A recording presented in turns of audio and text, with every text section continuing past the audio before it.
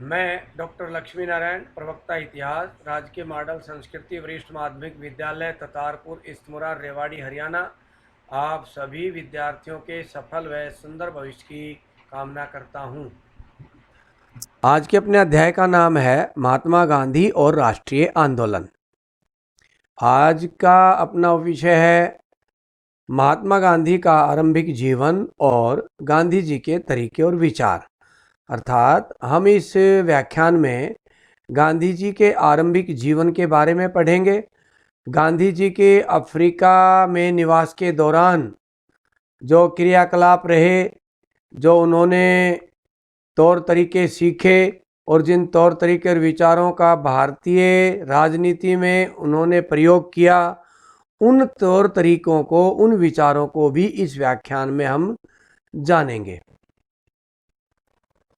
प्यारे विद्यार्थियों, महात्मा गांधी का जन्म गुजरात के काठियावाड़ जिले में स्थित पोरबंदर नामक स्थान पर 1869 ईस्वी में हुआ। उनके पिता राजकोट रियासत के दीवान थे, अर्थात राजकोट रियासत के आर्थिक मामलों के सबसे बड़े अधिकारी थे। 1888 ईस्वी में कानून की पढ़ाई करने के लिए गांधी जी इंग्लैंड गए और इंग्लैंड में पढ़े। ये कुछ चित्र हम आरंभिक जीवन के गांधी जी के देख रहे हैं। इंग्लैंड से पढ़ाई पूरी करके उन्होंने वापस राजकोट आकर राजकोट कोर्ट में अपनी वकालत शुरू कर दी।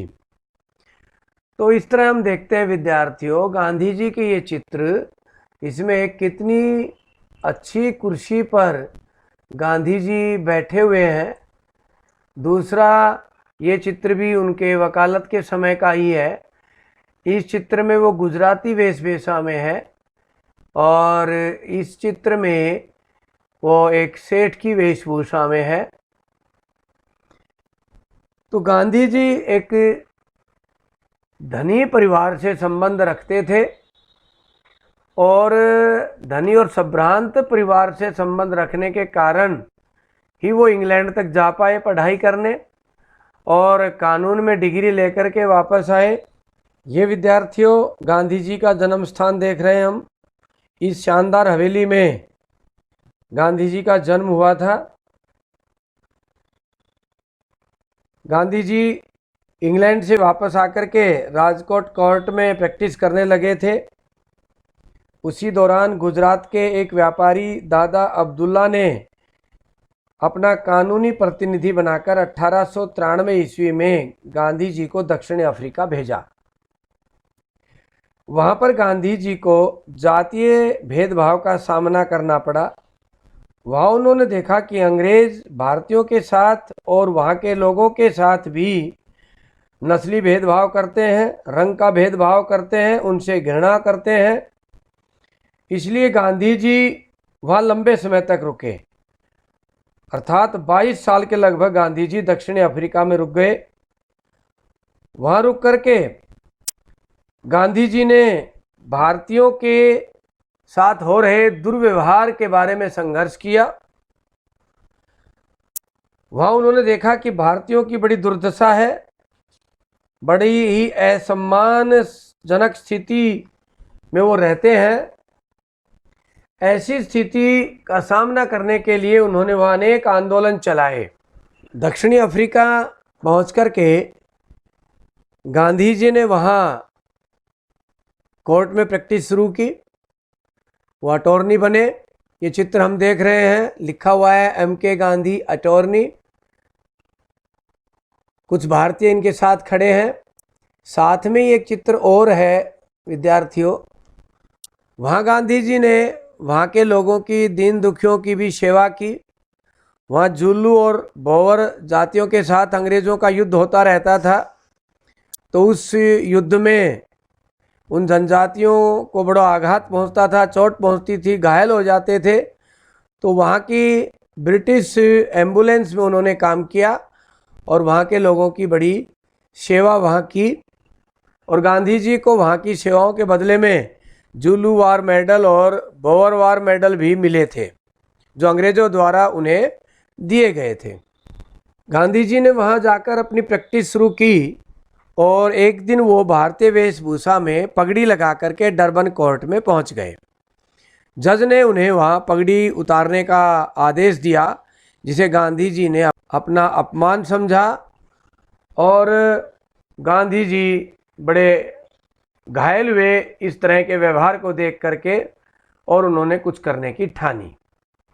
उन्होंने अपने कुछ भारतीय साथियों के साथ मिलकर के वहाँ नेटाल इंडियन कांग्रेस की स्थापना की और इस संगठन के माध्यम से वो अपने आंदोलन चलाने लगे। अफ्रीका में अपने विचारों के प्रचार प्रसार के लिए, अंग्रेज़ों की नीतियों का विरोध करने के लिए उन्होंने इंडियन ओपिनियन नामक एक पत्र भी चलाया। इस पत्र के माध्यम से वो वहाँ के अत्याचारों के बारे में, वहाँ के लेबर के बारे में आवाज़ उठाते रहते थे और वहाँ उन्होंने और भी अनेक कार्य किए। उन्होंने वहाँ पैसिव रेजिस्टेंस एसोसिएशन की स्थापना भी 1906 में की। पैसिव रेजिस्टेंस का मतलब होता है निष्क्रिय रह करके विरोध करना। देखो ये चित्र में हम देख रहे हैं, धरने पर बैठे हुए हैं गांधी जी और उनके सहयोगी अंग्रेज़ों की नीतियों के खिलाफ अफ्रीका में। पीछे बैनर पर लिखा है वी ऑनर देम, यानी कि हम उनका भी सम्मान करते हैं, अर्थात अपने विरोधियों का, अपने ऊपर अत्याचार करने वालों का भी सम्मान करते हुए वो धरने पर बैठे। इस तरह से निष्क्रिय रह करके सरकारी नीतियों का विरोध करना उन्होंने वहाँ सीखा, प्रैक्टिकल करके देखा, उसके प्रभाव को जाना। तो इस तरह से उन्होंने वहाँ पैसिव रेजिस्टेंस एसोसिएशन की स्थापना करके संघर्ष चलाना आरंभ किया। ये कुछ और तस्वीरें हम देख रहे हैं गांधी जी के वहाँ के आंदोलन की। ये हम देख रहे हैं चित्र में कि वो किस तरह से एक जुलूस निकाल रहे हैं, प्रोसेशन निकाल रहे हैं, अच्छी भीड़ है।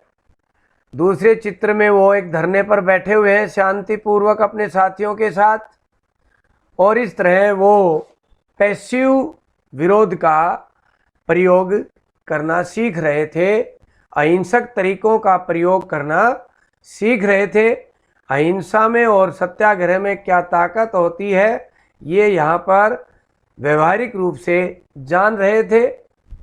ये चित्र हम देख रहे हैं विद्यार्थियों, ये चित्र गांधी जी का है। जब गांधी जी एक दिन डरबन से प्रिटोरियो रेल यात्रा कर रहे थे तो उस समय वो अंग्रेज़ों के बैठने वाले डब्बे में बैठ गए। तो वहाँ टीटी ने ऐतराज़ किया और उनको पीटर मार्जीबर्ग नामक स्टेशन पर नीचे फेंक दिया गया। आप चित्र में देख रहे हैं वो किस तरह प्लेटफार्म पर बैठे हुए हैं, साथ में ही उनका सूटकेस गिरा हुआ है, और इस तरह गांधी जी को वहाँ रेल से उतारकर, धक्का मारकर नीचे उतार करके उनका अपमान किया गया। तो इस तरह के अपमान वो वहाँ सहते थे और देखते भी थे। तो विद्यार्थियों ने देखा दक्षिणी अफ्रीका में गांधी जी ने किस तरह से संघर्ष किया। वह नेटाल इंडियन कांग्रेस की स्थापना की, इंडियन ओपिनियन नामक अखबार चलाया और पैसिव रेजिस्टेंस एसोसिएशन की स्थापना की, और इस तरह के बैनर्स तले उन्होंने अहिंसात्मक रूप से सत्याग्रह वहाँ चलाया। और इस तरह के सत्याग्रहों से उन्हें कई बार जेल भी जाना पड़ा और अनेकों बार वहाँ की सरकार ने मजबूर होकर के गांधी जी से बात करनी पड़ी। सरकार को अपनी नीतियों में परिवर्तन करना पड़ा तथा दक्षिणी अफ्रीका में भारतीयों पर से अनेक प्रतिबंध समाप्त कराने में वो सफल रहे। तो इन सफलताओं से उन्होंने कुछ तौर तरीके सीखे, कुछ विचार अपने बनाए कुछ हथियार जो अहिंसक थे उनका प्रयोग करना उन्होंने वहाँ सीखा और दक्षिणी अफ्रीका के संघर्ष से अनेक प्रकार के सबक लेकर के वो भारत लौटे। उन्होंने दक्षिणी अफ्रीका में क्या सबक लिया, पहला देखते हैं। अहिंसात्मक सत्याग्रह की विशिष्ट तकनीकी का इस्तेमाल किया, यानी कि अहिंसात्मक रूप से सत्य के लिए आग्रह करने का प्रयोग उन्होंने वहाँ किया। विभिन्न धर्मों के बीच सौहार्द बढ़ाने का प्रयास उन्होंने वहाँ पर किया और उसमें काफ़ी वो सफल रहे, इसलिए भारत में भी वो इसका प्रयोग करने जा रहे थे। उच्च जातीय भारतीयों को निम्न जातियों और महिलाओं के प्रति भेदभाव वाले व्यवहार के लिए चेतावनी दी उन्होंने कि भाई उच्च जाति के लोगों को निम्न जाति के लोगों के साथ भेदभाव नहीं करना चाहिए, ना ही महिलाओं के साथ भेदभाव करना चाहिए। ये प्रयोग उन्होंने वहीं पर सीखा। एक अन्य एक्सपीरियंस उन्होंने लिया, वो क्या था कि गरीबों में बलिदान व कठिनाई सहन करने की शक्ति सबसे अधिक होती है, यानी कि गरीब आदमी बलिदान देने को तैयार रहता है, सच्चाई के लिए वो खड़ा हो जाता है और कठिनाई सहन करने की उसमें शक्ति अधिक होती है। ये व्यवहारिक रूप से उन्होंने अफ्रीका में जाना। एक बात उन्होंने और अफ्रीका में जानी कि कोई भी जब आंदोलन चलता है तो उन आंदोलनों में उतार चढ़ाव आते हैं। कभी लगता है कि हम हार रहे हैं, हम गलत फंस गए हैं, हमें ऐसा नहीं करना चाहिए था, ऐसा कुछ विचार करने लगते हैं। और कई बार लगता है कि हम तो बहुत अच्छे चल रहे हैं। तो कहते हैं कि ऐसे उतार चढ़ावों से हमें विचलित नहीं होना चाहिए, हमें अपने निर्णय पर अडिग रह करके और सावधानी से उस पर व्यवहारिक रूप से काम करना चाहिए। और इस तरह करते करते हमें सख्त फैसले भी लेने पड़ते हैं, वो सख्त फैसले भी हमें लेने चाहिए। इस तरह से गांधी जी ने अनेक व्यवहारिक प्रयोग दक्षिणी अफ्रीका में किए, उन पर वो बहुत अधिक सफल भी रहे। उन्हीं प्रयोगों को भारतीय राजनीति में वो करने जा रहे थे। तो विद्यार्थियों, अब पढ़ते हैं गांधी जी का तरीका और विचार। अभी हमने देखा कि किस तरह से अफ्रीका के आंदोलनों से उन्होंने सबक सीखे और उनका प्रयोग भारत में किया। वो तरीके, वो विचार क्या थे जिनका प्रयोग उन्होंने भारत में किया, देखते हैं एक एक बार, बारी बारी से इनको देखते हैं। वो तरीके, वो विचार क्या थे। इन तरीके और विचारों का वर्णन हिंद स्वराज नामक पुस्तक में किया है। यह पुस्तक 1909 में ही प्रकाशित हो चुकी थी। आओ देखते हैं वो तरीके और विचार। पहला वो तरीका या विचार था सत्याग्रह। सत्याग्रह गांधी जी के राजनीतिक विचारों और उनके दर्शन का केंद्र बिंदु सत्याग्रह है। सत्याग्रह का शाब्दिक अर्थ है सत्य पर दृढ़तापूर्वक अड़े रहना। यह विरोध करने का अहिंसात्मक मार्ग था। गांधी जी के अनुसार सत्य पर अटल रहना ही सत्याग्रह है। सत्याग्रह असत्य को सत्य से और हिंसा को अहिंसा से जीतने का नैतिक शस्त्र है। जन आंदोलन के लिए इसके कई रूप हो सकते हैं, जैसे हड़ताल, प्रार्थना सभा, उपवास धरना, असहयोग, कानून की अवज्ञा, पद यात्रा, अनेक तरीके हो सकते हैं। यानी कि सत्याग्रह है वो प्रार्थना सभाएं करके भी सत्याग्रह किया जा सकता है। देखो ये गांधी जी चित्र में भजन गा रहे हैं, आनंद ले रहे हैं, प्रार्थनाएं कर रहे हैं, देखो ये बजाने का यंत्र।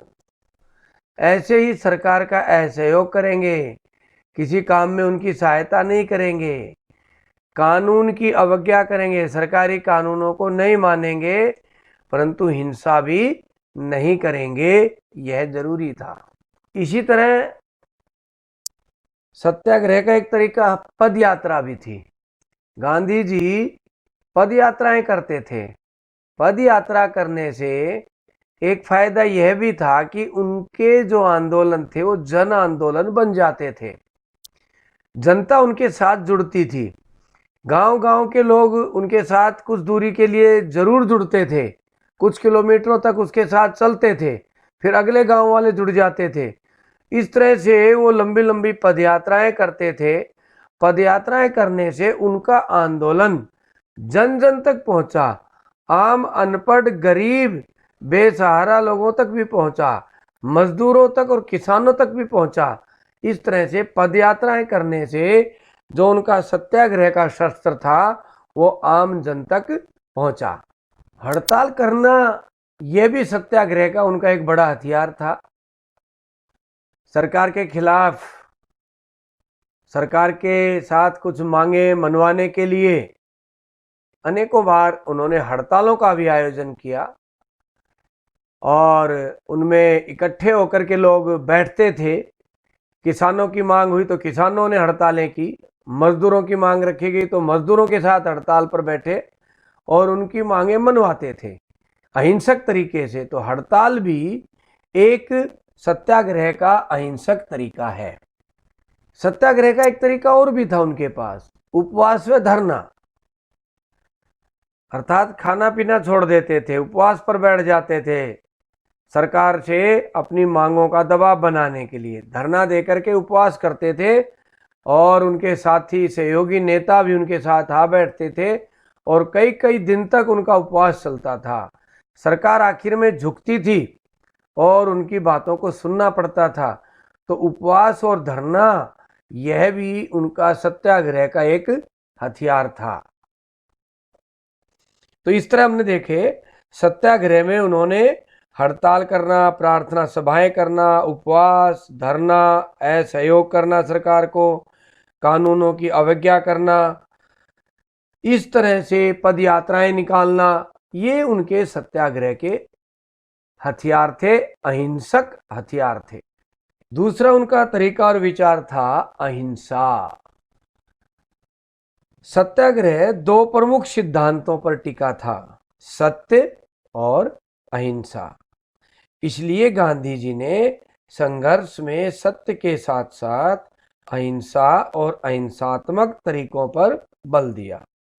उनका दृढ़ विश्वास था कि सशस्त्र हमले का भी सत्याग्रह द्वारा विरोध किया जा सकता है।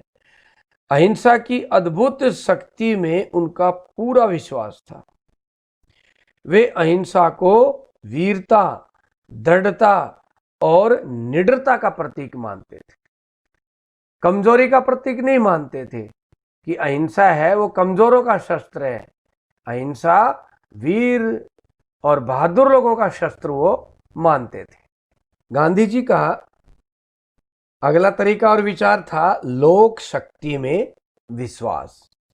गांधी जी की जन शक्ति में अटूट श्रद्धा थी। उनके नेतृत्व में राष्ट्रीय आंदोलन जन आंदोलन बन गया।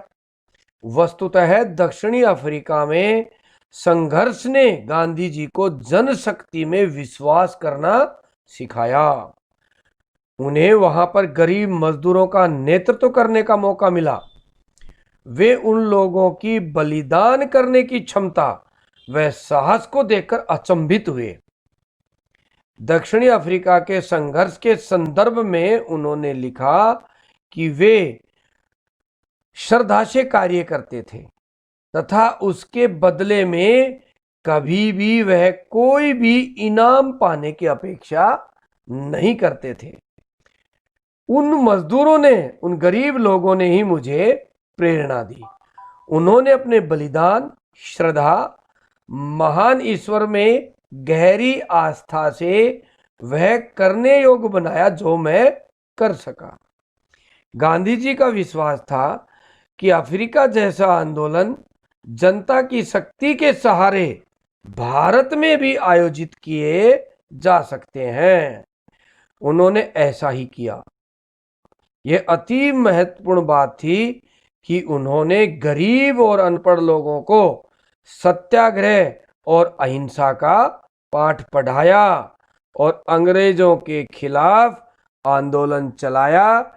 इन लोक शक्ति में विश्वास करते हुए, इस गरीब आदमी आम आदमी की शक्ति में विश्वास करते हुए उन्होंने एक विशाल आंदोलन अंग्रेजों के खिलाफ भारत में चलाया। गांधी जी का एक प्रमुख तरीका या प्रमुख विचार यह भी था कि वे साधन व साध्य की श्रेष्ठता में विश्वास करते थे। गांधी जी कहते थे कि आपका लक्ष्य भी उत्तम होना चाहिए तथा लक्ष्य को प्राप्त करने के साधन भी श्रेष्ठ होने चाहिए।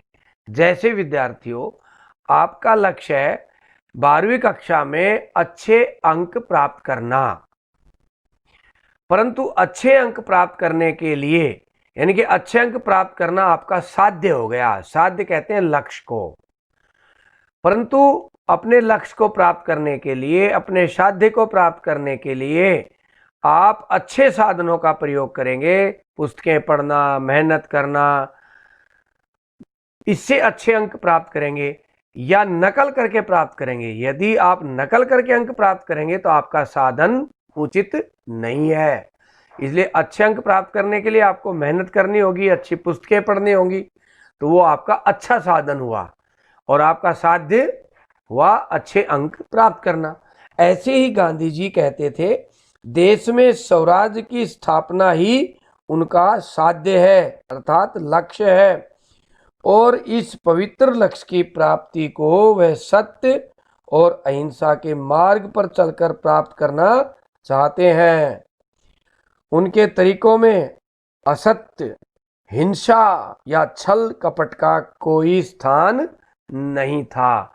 इस तरह से विद्यार्थियों, गांधी जी के ये 4 प्रमुख विचार हमने पढ़े।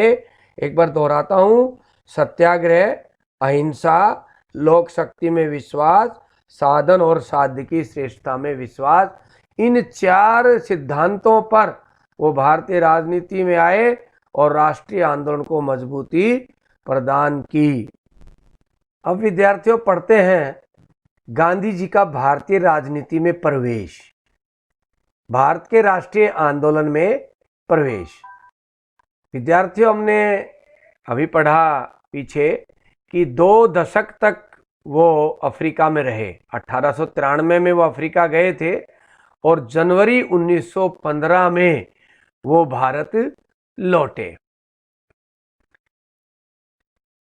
और जब यहाँ पर लौटे तो उनका वेशभूषा, उनका तौर तरीका, उनके विचार, उनका खान पान सब कुछ बदला हुआ था। इतिहासकार चंद्रन देवेंसन ने कहा, दक्षिणी अफ्रीका ने गांधी जी को महात्मा बनाया। ये हम चित्र देख रहे हैं विद्यार्थियों, महात्मा गांधी जी बा के साथ खड़े हैं। ये देखिए, इस घेरे में महात्मा गांधी जी का स्वागत करने के लिए बग्गी लाई गई थी और बग्गी में बैठा करके उनके निवास स्थान तक ले जाया गया था और जनता इकट्ठी हुई थी उनके स्वागत के लिए। तो उस समय का ये चित्र आप देख रहे हैं। गांधी जी 1915 में जब भारत आए तो उस समय का भारत 1893 में जब वे यहाँ से गए थे तब के समय से अपेक्षाकृत भिन्न था। यद्यपि यह अभी भी एक ब्रिटिश उपनिवेश था, लेकिन अब यह राजनीतिक दृष्टि से कहीं अधिक सक्रिय हो गया था। अर्थात राष्ट्रीय आंदोलन चल रहा था। कांग्रेस का निर्माण होने के बाद अनेक नेता खड़े हो गए थे और अनेक दल भी खड़े हो गए थे। अधिकांश प्रमुख शहरों और कस्बों में अब भारतीय राष्ट्रीय कांग्रेस की शाखाओं से जुड़ गए थे। 1905 से 1907 तक के स्वदेशी आंदोलन के माध्यम से इसने व्यापक रूप से मध्य वर्ग के बीच अपनी अपील का विस्तार कर लिया था। इस आंदोलन ने कुछ प्रमुख नेताओं को जन्म दिया, जिनमें महाराष्ट्र के बाल गंगाधर तिलक, बंगाल के विपिन चंद्र पाल और पंजाब के लाला लाजपत राय, ये तीनों लाल बाल पाल के रूप में जाने जाते थे। इन तीनों का यह जोड़ उनके संघर्ष के अखिल भारतीय चरित्र की सूचना देता था, क्योंकि तीनों के मूल निवास क्षेत्र एक दूसरे से बहुत दूर थे। यानी कि बंगाल में, महाराष्ट्र में और पंजाब में बहुत अंतर था। तीनों नेता अलग अलग प्रांतों से थे। इन नेताओं ने जहां औपनिवेशिक शासन के प्रति लड़ाकू विरोध का समर्थन किया, यानी कि ये तीनों नेता गरम दल के नेता थे, और गरम दल के नेता लड़ाकू विरोध करना, यानी कि संघर्ष करना, लड़ना अंग्रेजों के खिलाफ, हथियार उठाने को तैयार रहना अंग्रेजों के खिलाफ, इन बातों का समर्थन करते थे। इसलिए ये तीनों नेता गरम दल के नेता माने जाते थे। इनको लाल बाल पाल के नाम से इकट्ठा जाना जाता है। वहीं उदारवादियों का एक समूह था, जो एक क्रमिक व लगातार प्रयास करते रहने के विचार का हिमायती था। यानी कि सशस्त्र हथियार उठा करके संघर्ष नहीं करना, उदारवाद से, अहिंसक रूप से प्रार्थना पत्र भेज करके इस तरह के हिमायती थे, उनको उदारवादी कहा जाता था। इन उदारवादियों में उस समय गोपाल कृष्ण गोखले थे, जो गांधी जी के राजनीतिक गुरु भी माने जाते हैं। ये आप चित्र में गोपाल कृष्ण गोखले को देख रहे हो विद्यार्थियों, लाल घेरे में, साथ में गांधी जी बैठे हुए हैं। तो गोपाल कृष्ण गोखले से उन्होंने उदारवाद का राजनीतिक विचार लिया, और अफ्रीका से जो प्रयोग करके आ रहे थे, जो 4 प्रयोग हमने अभी पढ़े गांधी जी के विचारों के, उनके साथ उदारवाद को जोड़ करके, और उन्होंने राष्ट्रीय आंदोलन में गोखले को गुरु मानते हुए अपना पदार्पण किया। गोखले ने गांधी जी को 1 वर्ष तक ब्रिटिश भारत की यात्रा करने की सलाह दी, जिससे कि वे इस भूमि और इसके लोगों को ठीक प्रकार से जान सकें। उनकी पहली महत्वपूर्ण सार्वजनिक उपस्थिति, यानी कि पब्लिक में उपस्थिति, हम बनारस विश्वविद्यालय में देखते हैं। उससे पहले वो पूरे भारत में ट्रेन से कस्तूरबा के साथ पूरे भारत में घूमे, आमजन से मिले, और इस तरह से भारत को जान करके, और जो सार्वजनिक रूप से पहली बार जो उनकी सार्वजनिक उपस्थिति थी, फरवरी 1916 में बनारस हिंदू विश्वविद्यालय के उद्घाटन समारोह में हुई थी। इस समारोह में आमंत्रित व्यक्तियों में वे राजा और मानव प्रेमी थे, जिनके द्वारा दिए गए दान ने बनारस हिंदू विश्वविद्यालय की स्थापना में योगदान दिया था। यानी कि उन राजाओं को, उन मानव प्रेमियों को भी बुलाया गया था, जिन्होंने निर्माण में अपना सहयोग दिया था। समारोह में एनी बेसेंट जैसे कांग्रेस के कुछ महत्वपूर्ण नेता भी उपस्थित हुए थे। इन प्रतिष्ठित व्यक्तियों की तुलना में गांधी जी उस समय अपेक्षाकृत अज्ञात थे उन लोगों में। उन्हें वहाँ भारत के अंदर उनकी प्रतिष्ठा के कारण नहीं, बल्कि दक्षिण अफ्रीका में उनके द्वारा किए गए कार्य के आधार पर आमंत्रित किया गया था। इस तरह से बनारस हिंदू विश्वविद्यालय के उद्घाटन समारोह में उनकी पहली सार्वजनिक उपस्थिति मानी जाती है। विद्यार्थियों, ये चित्र गांधी जी का फरवरी 1916 में बनारस विश्वविद्यालय के उद्घाटन समारोह में भाषण देते हुए है।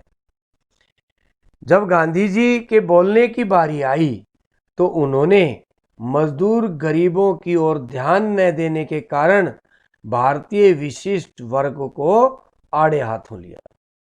उन्होंने कहा कि बनारस हिंदू विश्वविद्यालय की स्थापना निश्चय ही अत्यंत शानदार है, किंतु उन्होंने वहां धनी व सजे सवरे भद्रजनों की उपस्थिति और लाखों गरीब भारतीयों की अनुपस्थिति के बीच की विषमता पर अपनी चिंता प्रकट की। यानी कि उस उद्घाटन समारोह में गरीब लोग नजर नहीं आ रहे थे, सभी धनी लोग आए थे।